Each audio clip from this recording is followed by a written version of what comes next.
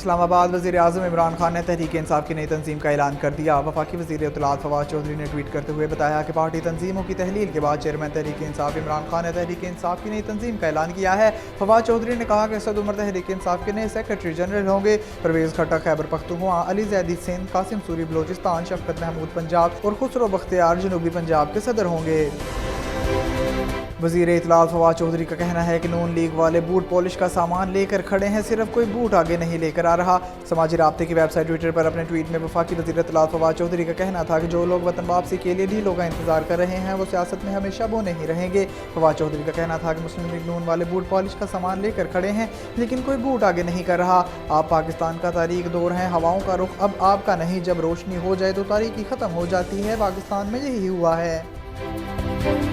کراچی بانی پاکستان قائد اعظم محمد علی جناح کا یوم پیدائش آج ملی جوش و جذبے سے منایا جا رہا ہے۔ اس حوالے سے ملک بھر میں خصوصی تقریبات منعقد ہو رہی ہیں۔ قائد اعظم محمد علی جناح کے یوم پیدائش پر مزار قائد پر گارڈز کی تبدیلی کی تقریب ہوئی۔ اس موقع پر پاکستان ملٹری اکیڈمی کے چاق و چوبند دستے نے مزار قائد پر گارڈز کے فرائض سنبھالے۔ گورنر سندھ عمران اسماعیل، وزیر اعلیٰ سندھ مراد علی شاہ اور دیگر اہم شخصیات نے بانی پاکستان کے مزار پر حاضری دی، فاتحہ پڑھی اور پھولوں کی چادر چڑھائی اور قائد اعظم کو ان کی خدمات پر خراج عقیدت پیش کیا۔